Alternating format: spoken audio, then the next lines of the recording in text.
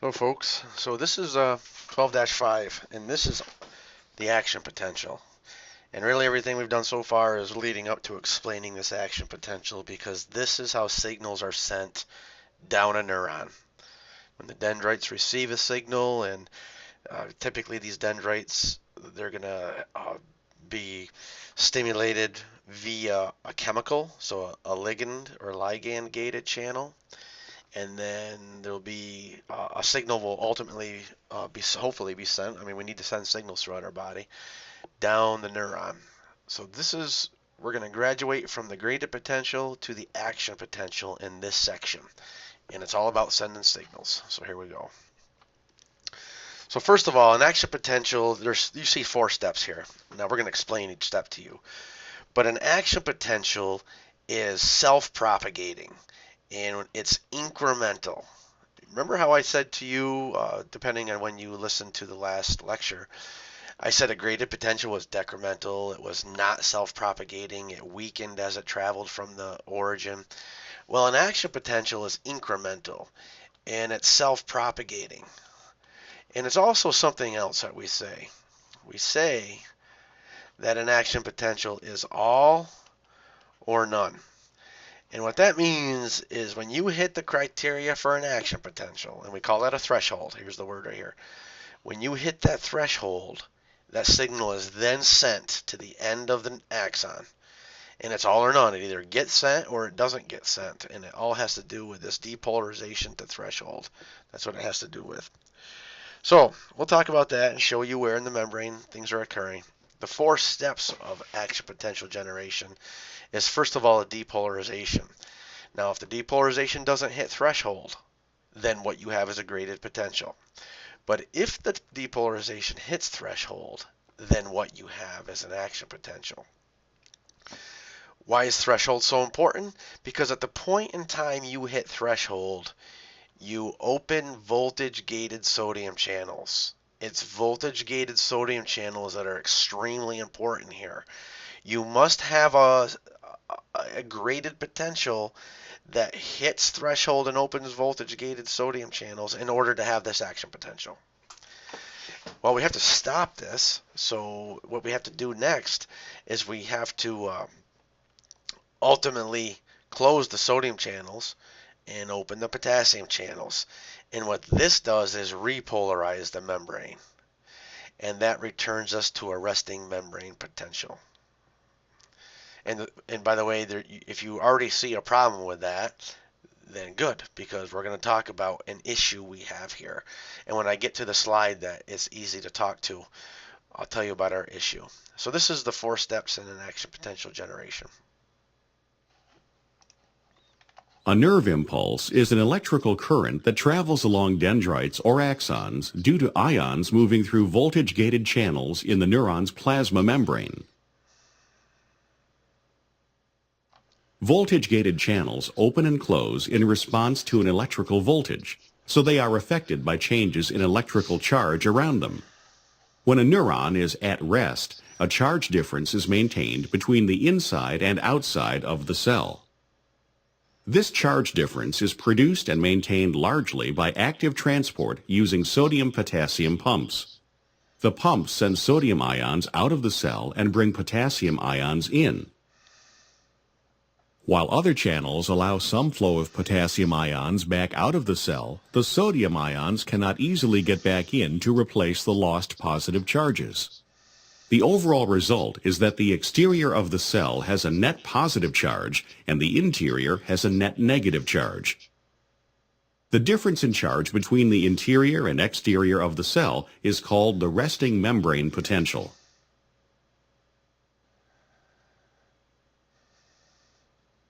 A nerve impulse begins when a stimulus disturbs the plasma membrane on a dendrite, causing sodium channels to open. Sodium ions flow into the cell, lessening the charge difference at that location. If the change is enough, it will cause nearby voltage-gated sodium channels to open. This allows so many sodium ions to flood into the cell at that location that the membrane there is depolarized, with the local region inside the cell having a net positive charge and the outside of the cell having a net negative charge. This affects neighboring voltage-gated sodium channels, which then open, moving the depolarization along the membrane. This moving depolarization is called an action potential. Changes occur behind the action potential to restore the resting membrane potential. The voltage-gated sodium channels close and voltage-gated potassium channels open. This allows a rapid flow of potassium ions out of the cell, repolarizing the membrane so that the inside is again negative and the outside positive.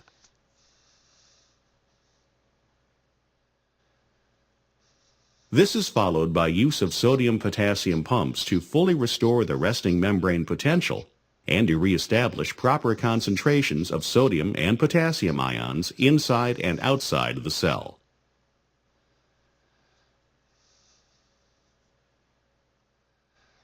All right, so that was showing you a nerve impulse or the generation of an action potential down the axon.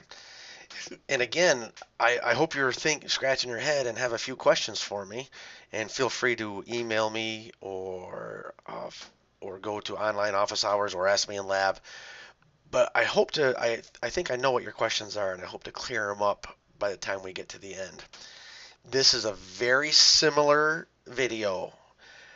However, this shows you the activation gates and the inactivation gates of the voltage-gated sodium channel. In fact, this gate right here is an activation gate. This gate right here is an inactivation gate. So this activation gate is going to open at threshold, and this is a voltage-gated sodium channel. This inactivation gate is going to close at approximately positive 30. So this activation gate will open at about negative 60, and the inactivation gate will close at about positive 30 after depolarization depolarizes to positive 30. These are voltage-gated potassium channels. They're slow to open and slow to close, by the way. So these guys are going to open when the voltage changes. So you would at first blush say, well, it should open as soon as the voltage-gated sodium channels open. Well, the voltage-gated sodium channels activation gate opens at negative 60, But these voltage-gated potassium channels here are slower to open. But when they do open, potassium will rush out, and that helps us repolarize the membrane. Now let's go back. Resting membrane potential is negative 70 because you are more negative on the inside relative to the outside, and you are positive on the outside relative to the inside. So we depolarize because a whole bunch of these positives come in, and that's depolarizing. Now what if some positives go back out? That's repolarization. But how you initially repolarize, or how you repolarize, is potassium rushes out. Now this is one of the things you might have thought of before. I'm repolarizing with potassium rushing out. Well, that leaves me a problem. My sodium and potassium are on the wrong side of the membrane. You are correct. No problem. My sodium potassium pump fixes it. All right, let's play this and you'll see it. When the cell membrane is at its resting membrane potential, the activation gates of the voltage-gated sodium ion channels are closed and the inactivation gates are open. Voltage-gated potassium ion channels are closed.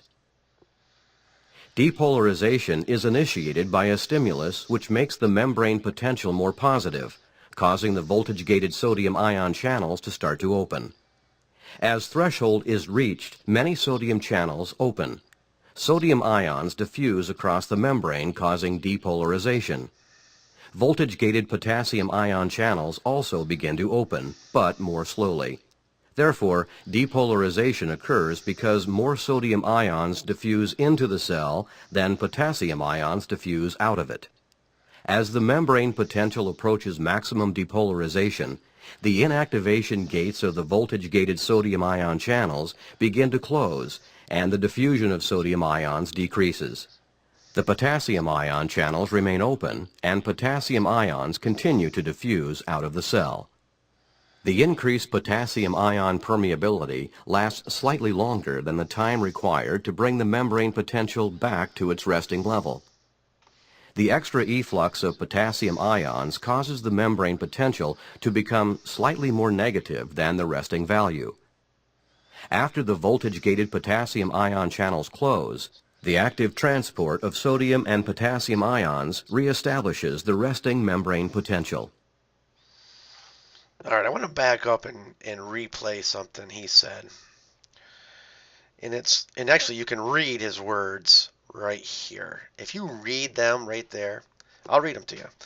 The increased potassium ion permeability lasts slightly longer than the time required to bring the membrane potential back to its resting level. Let me reread it and say the same thing with slightly different words. The increased potassium ion permeability. Okay, pause. That means that these purple voltage-gated potassium channels are open. That's what it means by the increased potassium ion permeability. Lasts slightly longer than the time required to bring the membrane potential back to -70. So in other words, these purple voltage-gated potassium channels remain open longer than the time it requires to bring this potential back to -70. Well, if I hit -70 and these are still open, I'm still losing potassium to the outside. So what does -70 become? Oh, -80. So is he telling us that when I'm repolarizing, I actually hyperpolarize? Is this what this guy is telling us in the video? And my answer to you would be, yeah, yes. That's exactly what he's telling us. That when you repolarize by potassium flowing out, you actually overshoot and hyperpolarize. So let me start right about here and play it and listen to it again. The increased potassium ion permeability lasts slightly longer than the time required to bring the membrane potential back to its resting level. The extra efflux of potassium ions causes the membrane potential to become slightly more negative than the resting value. After the voltage-gated potassium ion channels close, the active transport of sodium and potassium ions reestablishes the resting membrane potential. Okay. Go back and let that play a couple times. I would on your MP4 video that you have open right now. You can back up the slide and let that play a few times because this video really says it all. Well, it actually is missing something, but it says quite a bit. So let's look at the key players here. First of all, our resting membrane potential is -70 because the outside of the cell is positive relative to the inside of the cell. Another way of saying that is the inside of the cell is relatively negative as compared to the outside of the cell. And if you say why, the reason why is before I say why, well, how could that be? Because there's a lot of sodium on the outside, but there's a lot of potassium on the inside. They both have a +1 positive charge. Well, what happens is there's negatively charged proteins on the inside. And potassium leaks out more than sodium leaks in. So I lose more positives from the inside than I do positives from the outside. Another way of saying that is I gain more positives on the outside than I gain them on the inside. Now, yes, the sodium-potassium pump returns these sodium and potassiums to their original location. Sodium to the outside and potassium to the inside. But they turn right around and leak again. So that's why we have a resting membrane potential. So now what happens when I have an action potential? Well, what happens is my voltage changes enough to hit threshold. You're going to say, how does my voltage change? Because I have a graded potential approaching threshold. For whatever reason, I have a graded potential. It could be because a ligand-gated channel opened or a mechanically gated channel opened. Either of these ligand or mechanically gated channels could have opened and sodium starts to rush in. As soon as it hits threshold, these voltage gated channels here open. My activation gate just opened and here's sodium rushing in. Now the sodium rushes in until, let's see where we are. Here's where we are resting. My activation gate is shut. My inactivation gate is open, but enough sodium comes in that it hits threshold. My activation gate opens. Sodium rushes in. Okay, I'm depolarizing. Then what happens is my voltage gated potassium channels, which right here are closed, open. Now they're slow to open and slow to close.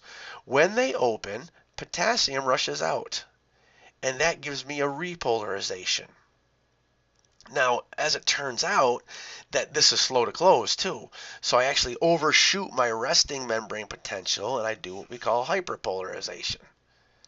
But no problem, because the sodium-potassium pump ultimately replaces everything back to normal. Now let's look at the graph. Look at the graph. Right here I'm on purple. Resting membrane potential.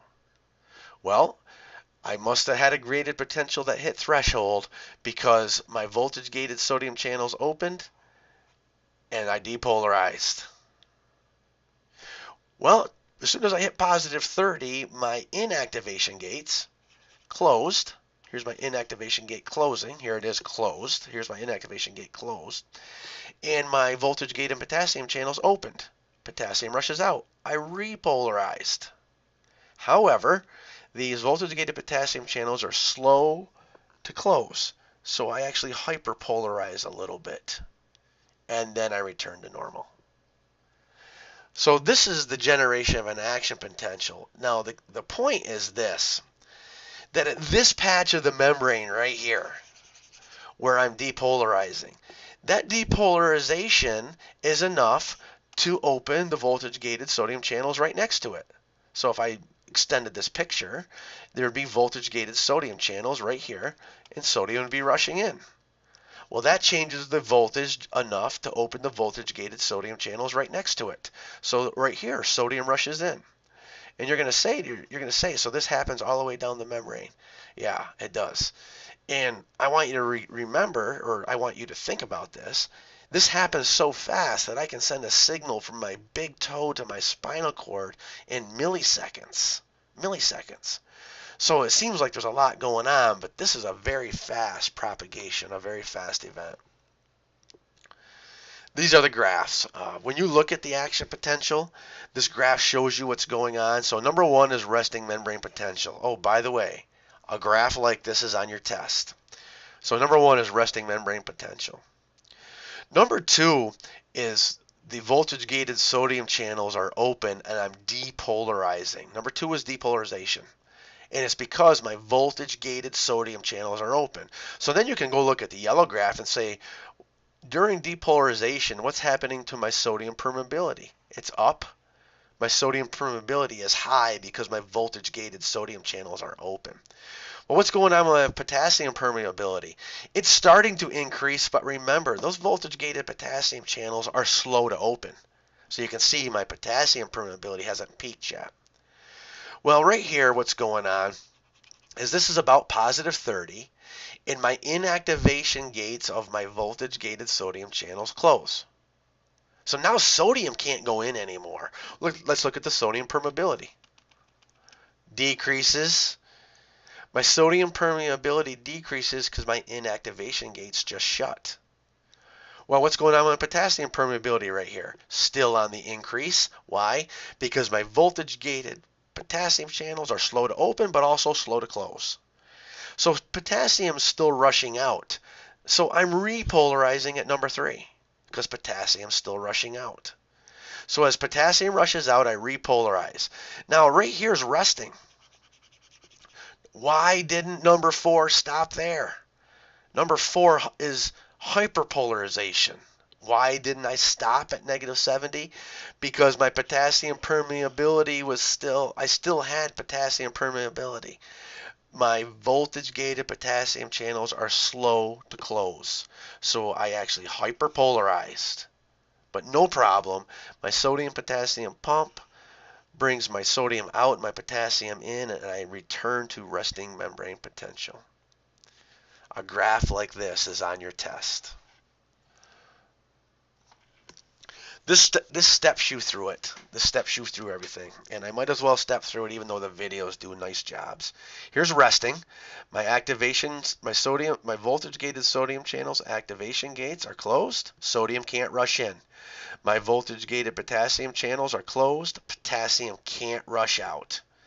Now, for some reason, I have a local current that depolarizes me. And as long as it depolarizes me to threshold, my activation gate opens. Now you're going to say, well, why did I have a local current? Well, a ligand gated channel, a mechanically gated channel, something was causing sodium to rush in through another type of gate. But as long as it hits threshold, my activation gate opens. Now I have sodium rushing in. Okay, this voltage gated potassium channel is starting to open, but it's slow to open. All right. Now I'm at positive 10 right now. At positive 10, both gates are open. But what happens is, as soon as a lot of sodium rushes in and I hit positive 30, when I hit positive 30, my inactivation gate closes. Now sodium can't rush in anymore. But by this time, my voltage gated potassium channel is open and potassium is rushing out. So what I'm doing is I'm repolarizing. Now you're just going to say, oh, that's cool. I'll repolarize to negative 70 and be happy. Well, that would be perfect, but this voltage gated potassium channel is slow to close. So I actually overshoot my negative 70. You can see 4 here is about, oh, I don't know, it's about negative 80, negative 90, something like that. Number 4 here, this is slow to close, so I overshoot my negative 70 and I hyperpolarize. 4 here is hyperpolarizing.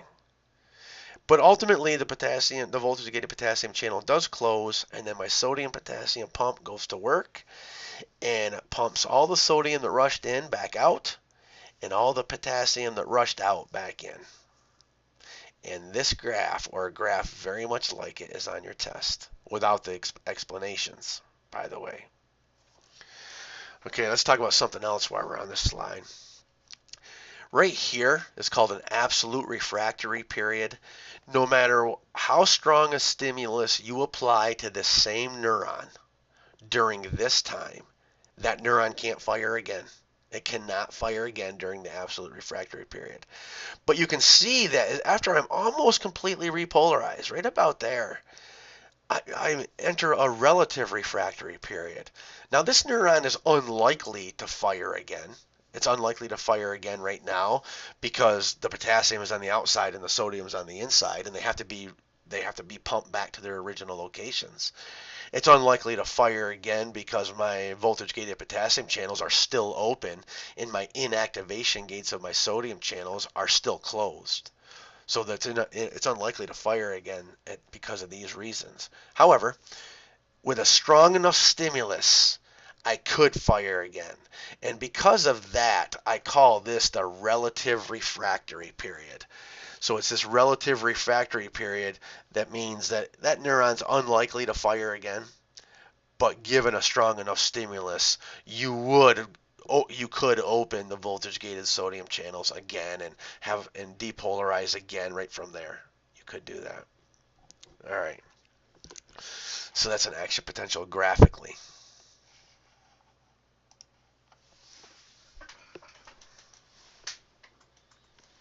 Neurons send signals over long distances by generating and propagating action potentials. Most action potentials originate near the axon hillock of the cell body in the initial segment of the axon. It then travels the entire length of the axon.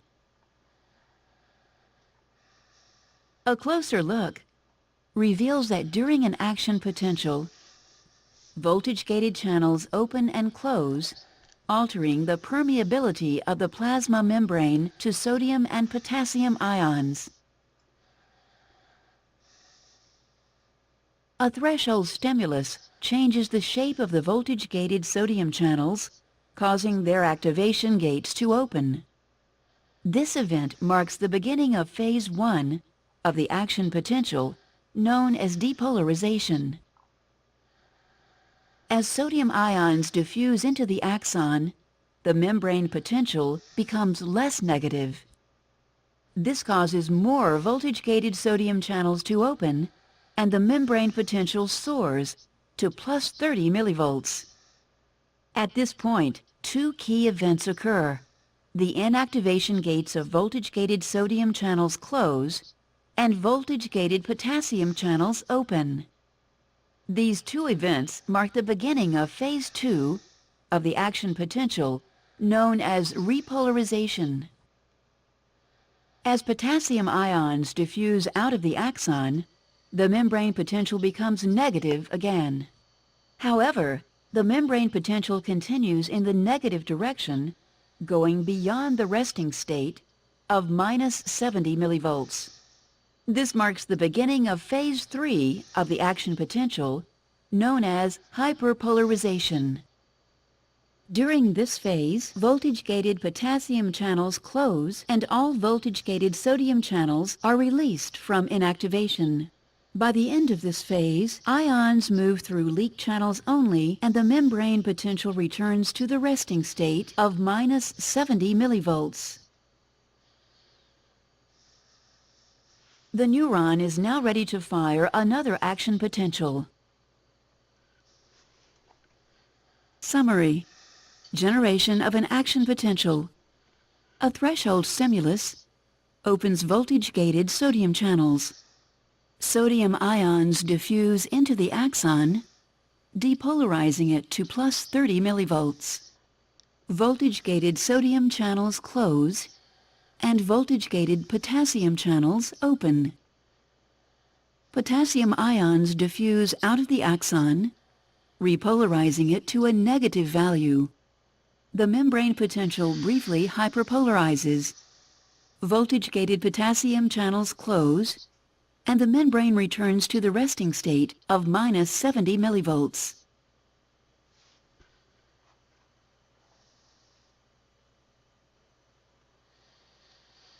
All right, folks.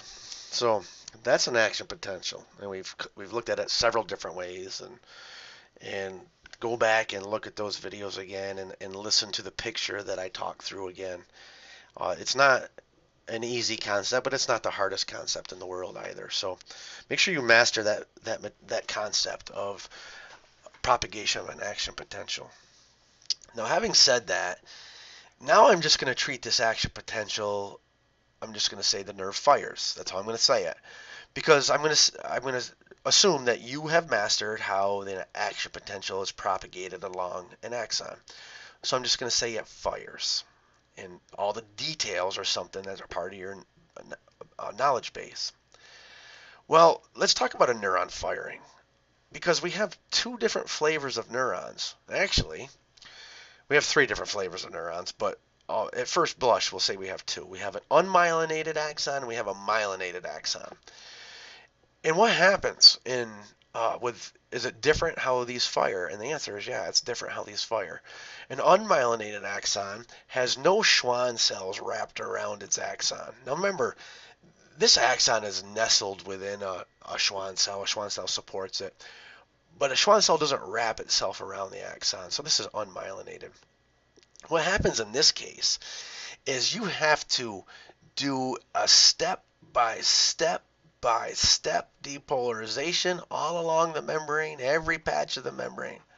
Every patch has to go through this depolarization, repolarization. You can see it. You can see it here, and here, and here, and here. And it has to keep going all the way. So the propagation occurs at every patch of the membrane. This takes more time than if it's a myelinated axon. Now, this is still pretty quick. There's nothing really slow about this. You're still going from your toe to your spinal cord. So say a meter. If you're a tall person, let's say you're 6 feet tall.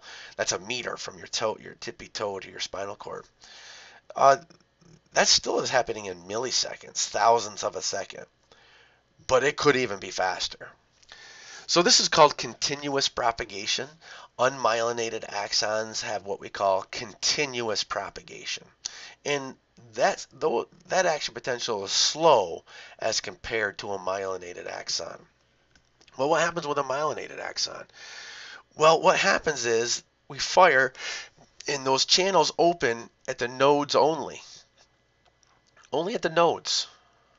So all of this membrane, the patches of membrane underneath the Schwann cell, that doesn't have to go through this whole depolarization repolarization event.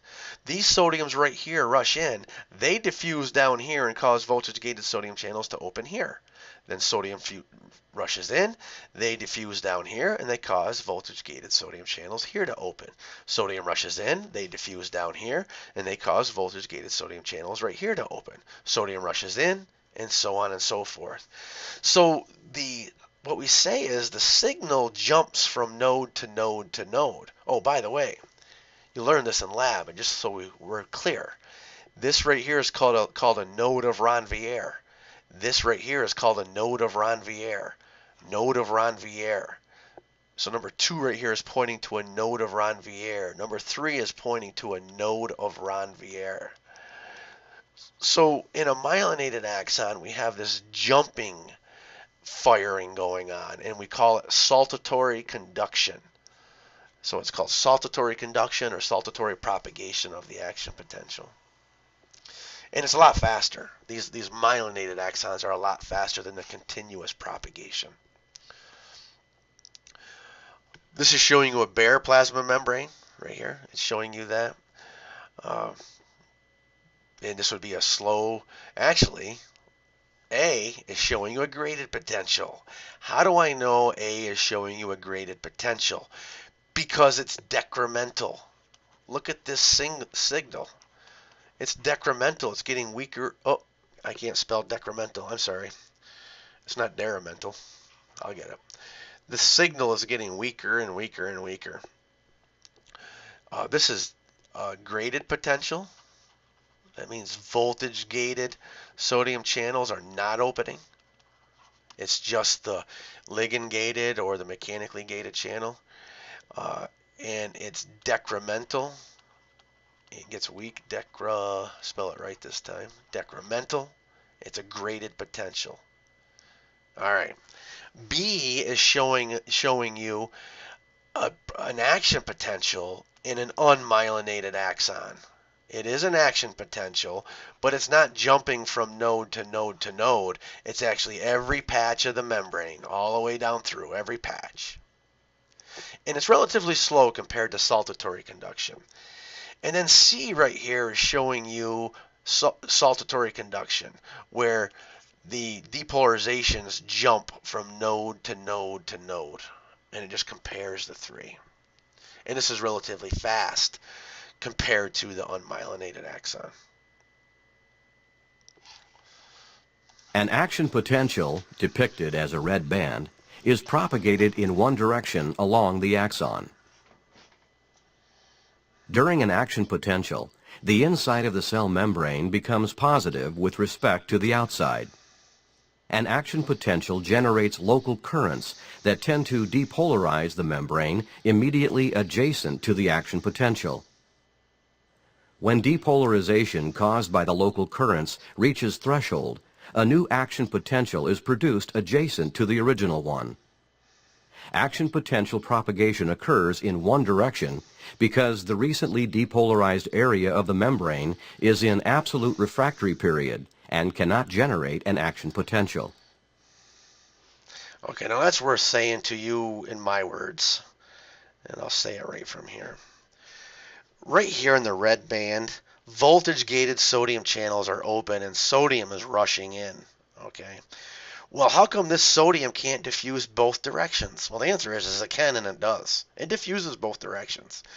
But when it diffuses what we're going to call backwards here to the left, it doesn't have an effect. Let's remember what's going on right here in my absolute refractory period. Right here in my absolute refractory period, my inactivation gates of my sodium channels are closed. And they're closed, and sodium's not going to rush in right here. So even though I might change the voltage by sodium diffusing backwards, it's not going to open those channels. However, in front, we'll call downstream or in front of my wave, here, when the sodium diffuses this way, these voltage-gated sodium channels, the activation gate is closed and the inactivation gate is open. And as soon as the voltage changes because sodium rushes over here, my activation gate opens and sodium rushes in. And then right here, the red band would be here now, and sodium would rush in. And would the sodium flow both directions? Yeah, it would diffuse both directions. But now this would be in the absolute refractory period, so the signal only goes one direction. The signal goes one direction because the area immediately behind the wave, the action potential wave, is an absolute refractory period.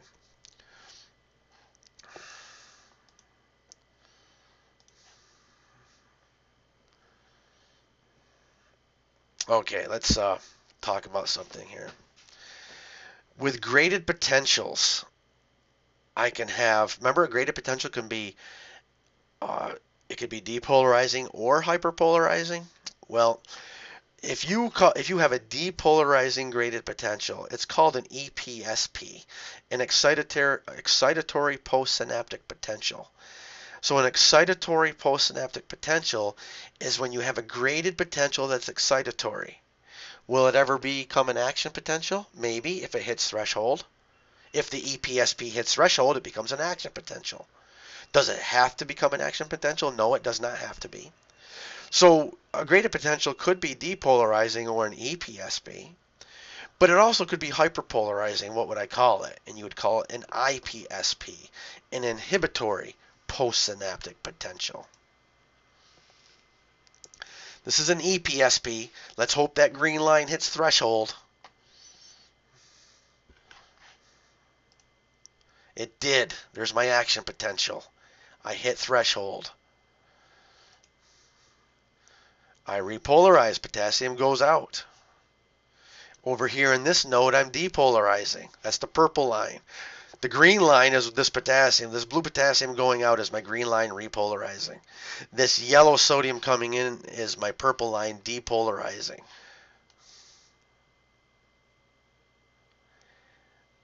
And see, you could actually graph this for every single node of Ranvier. And what you would have is this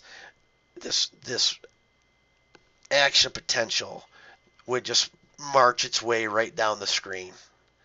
So we say it's a wave of an action potential marching right down the screen. That's what you would say.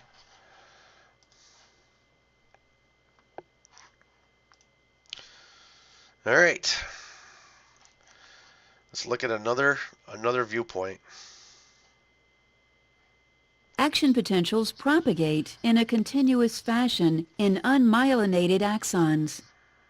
Once an action potential is generated in the initial segment of the axon, it propagates the entire length of the axon. Recall that a threshold stimulus causes voltage-gated sodium channels to open. The influx of sodium ions generates an action potential. It also establishes a depolarizing current that flows to the next segment and brings it to threshold.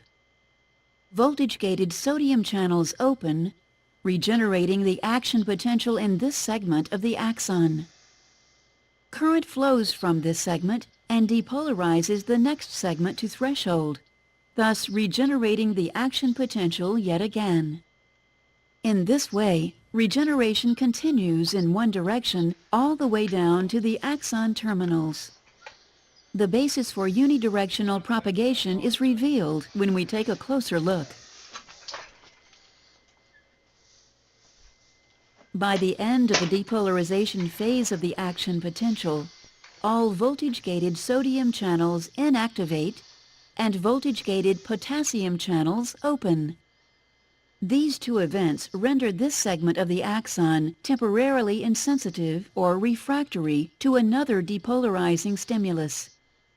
However, voltage-gated sodium channels in the downstream segment are closed and receptive to a depolarizing stimulus. Thus, propagation occurs sequentially down the axon to the axon terminals. In myelinated axons, action potential propagation is a bit different. Here they propagate in a saltatory or leaping fashion. The myelin sheath consists of multiple layers of tightly wrapped glial cell membrane. But this sheath is not a continuous one. Exposed areas of axonal membrane, known as nodes of Ranvier, occur at discrete intervals.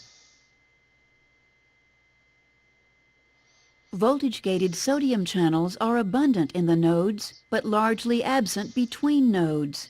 So, action potentials are regenerated at each node, not in areas covered by the myelin sheath.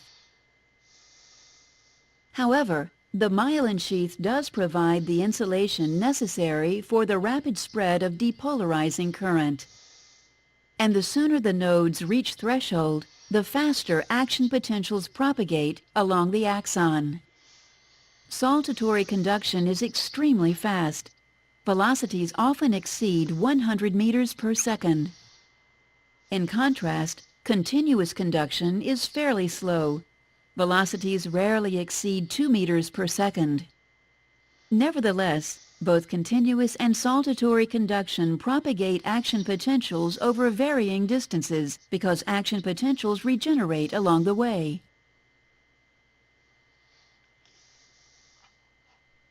Summary: propagation of an action potential. Once generated, the action potential propagates the entire length of the axon without decrement.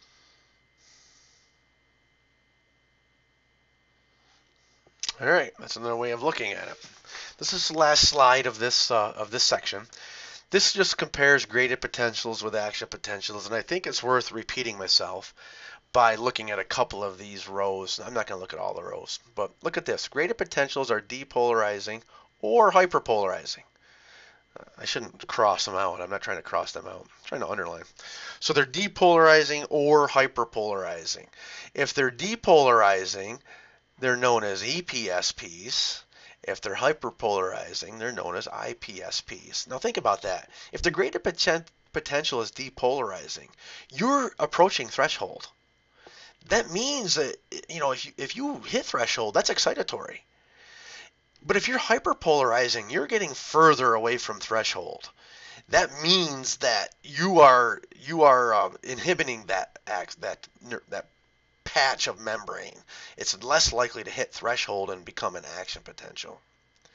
Now, don't get confused here. Graded potentials don't have a threshold value, meaning that there's no depolarization number or hyperpolarization number to be classified as a graded potential. You could change the voltage 1 millivolt and you're a graded potential. But action potentials absolutely have a threshold value. And by the way, you probably noticed this, and maybe you did, maybe you didn't. But I've been saying the threshold value is negative 60 millivolts. And one of the videos had it at negative 55 millivolts. So what's the answer? Well, the answer is tissue specific. It's around negative 55 to negative 60, and it depends on what cell and what tissue and things like that. So it's about that area. Let me see. Do I want to talk about anything else in here? Right here. Graded potentials are decremental. It decreases as you get further from the stimulus site. Action potentials are propagated without decrement. The strength is the same. So that brings me to a question that I won't answer this lecture at all, in this section. If an action potential is an action potential is an action potential, and they're all the same, how come if I hit my finger with a pencil or I hit my finger with a ball-peen hammer, one hurts more? I just told you an action potential is an action potential is an action potential. Well, how come I have sensory intensity then? Because I shouldn't if an action potential equals an action potential. More to come. I'm happy to have someone in lab tell me why. I will tell you eventually if no one comes up with the answer. But it's a good thing to think about.